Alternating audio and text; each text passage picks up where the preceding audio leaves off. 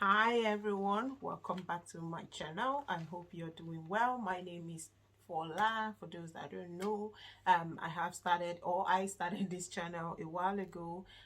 Trying to manage the time, try to put out content on international students and just ways to help ourselves as international students, because I used to be an international before coming to before working as a lecturer that I am now.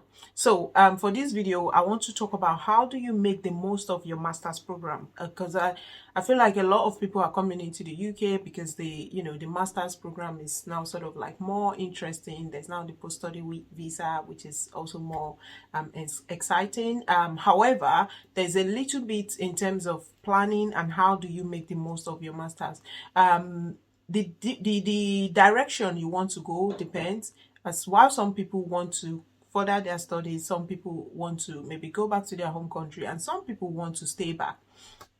Now, the thing is, for those that want to stay back, I think that's the one that I want to focus on with this video. If you're thinking you want to stay back in the country once you finish your master's, the good news is I think UK is more welcoming than previously, and there are more and more opportunities that are like springing up for you to be able to stay back after your program. However, you need to be strategized. You need to have a plan in place. No, maybe workers visa or whatever else visa is just going to fall on your lap if you don't plan towards it. So that's sort of like what I want to talk about. The one I want to talk about today specifically is like if you want to get a tier 2 visa and maybe get a funding, sorry, first of all, maybe get a funding for a PhD and then maybe a tier 2 visa, which is what I did. So for example, let's say you want to get a PhD funding. What's your plan as you're coming into the country? How do you make sure that you put yourself in that line so you're able to source for funding, to get funding from UK government, universities, or other organizations, and be able to progress to your PhD and then tier 2 visa possibly after that?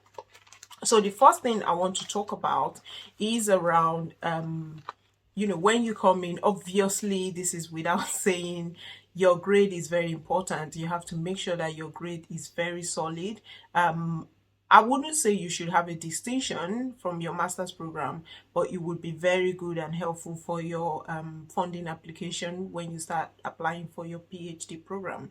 So maybe I would say the minimum would be a merit. So a merit is for us that are coming from African context is a 2-1. So merit will be at the minimum, and then you can get on to definitely distinction would improve your chances. Now, outside that, you would also need to work towards conferences, put yourself in the path where you can think of applying for conference, submitting abstract for conference, and maybe even presenting either poster. You could do posters if you're not very confident yet with oral presentation. So go to conferences, use one of your assignments. Most masters in the UK are based on assignments, so use one of your assignments to apply for conference, put it, poster presentation, for example, and just go for those conferences. That really helps. Apply for travel grants. When I was doing my master's, I went for, I think, 2 conferences. Yeah, I think so. Yeah, and I presented oral presentation in one, which is just based on my literature review that I've been doing on one area of public health research that I've been interested in. I've not done anything. I had no my own finding. I had none. It was just a literature review on what is in the literature, and I went and submitted the abstract. Thankfully, it was accepted, and I presented it. So that would be another thing I would say you should do. Look for conference, present poster if you can't present oral, and just go push yourself out there. The other thing is to apply for grants. So there are many grants, like the Satanda Mobility Grant. It's like a travel grant. If you make some proposal to go and do some research, maybe training, maybe learning, maybe collaboration, just anything, whatever really, they can fund it. Between, I think I applied for this then, and I think I got about £1,000. And so I came to London from Bournemouth. Then I came to London. I actually had a professor person in King's College who I went and met. She was doing something around my area of research, and she was very happy for me to come around. So they hosted me for that visit, and so that was what I got with that. So you should also try and apply for such a grant, because it would really put you in a strong lead against other candidates when you're applying for your PhD program. The other thing is to think about seeking for funding, really. Depending on what you're doing with your masters, you can seek for funding.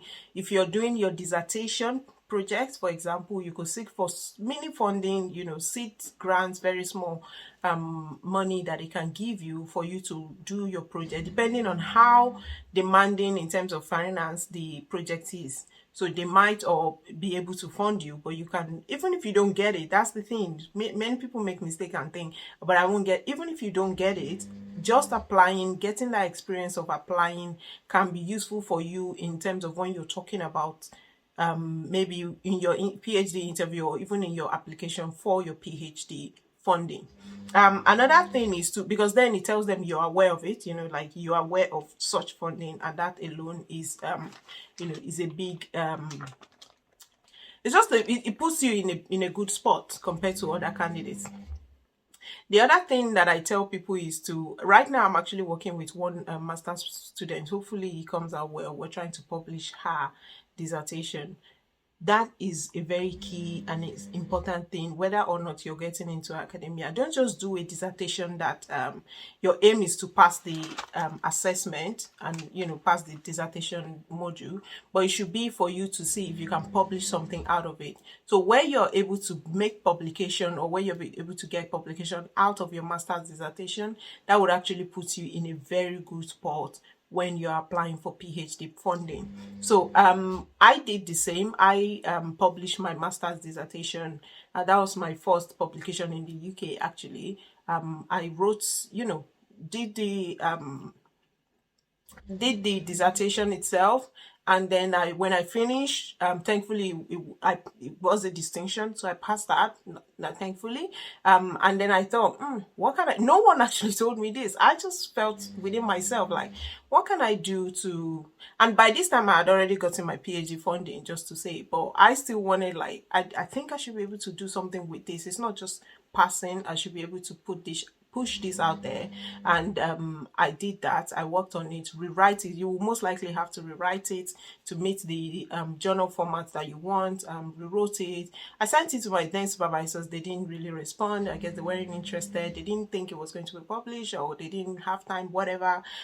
I pushed myself, submitted, got comments back, blah, blah, blah, blah, blah, and it was published. So that is something that you can also do, because that is something you can definitely tell your funders or potential funders that you have done, and they can see you on the right track to PhD as a candidate anyway. And then the other thing is, if you're not interested in PhD, or even if you're interested in PhD, it just depends. The other thing is, you need to think about volunteering. You have to be able, especially if you're interested in industrial roles, you have to be able to consider, because you need experience. Most UK employers or even funders would probably expect you to have some type of experience, and you might not necessarily get those during your masters from the university. And this is where I would advise you seek voluntary roles, because they help you to get an idea of what the actual role will be about when you get employed, and it will really give you a grounding that some candidates might not have. So anyway, keep that in mind. Volunteer for roles where there's no paid option. Please don't get carried away with the payment. It will come eventually. See this as an investment. So get voluntary roles, and hopefully that would put you on the path for PhD funding, or even employment for a tier 2 or a skilled worker visa. The other thing is to network with people when you go to conferences, network with your lecturers, your supervisors, network with anyone, internal, external, and network with your colleagues, your peers. They are very, very important as well. There's so many information that pass through peers that can be very valuable for your master's and your PhD funding, if you're interested in that, or even in getting employment in the UK after your program. So definitely get network going, relate with your colleagues, relate with your supervisors, relate with your lecturers that are not even your supervisors. or part of your supervisory team for your master's dissertation. And finally, be social. I think that links with networking. Try and be social, have a life. I know this is a lot to get into a 1 year or roughly, a year and few months program, but you can still socialize as much as possible in that regard. So anyway, hopefully this gives you some ideas of what you can do to up your CV, to package yourself to be ready for PhD funding or employment for a tier 2 worker visa or a skilled worker visa, as they now call it. If you're in that position, what I'm just saying is, don't focus on your studies, very important for your masters, but also keep in mind that there are other things that you need to pull out. It's not just the good degree or the award that you get at the end of your degree. It is also other things, other skills that you can pull as you go on. Okay, I think, oh, another thing I just remembered is, if you're, because obviously different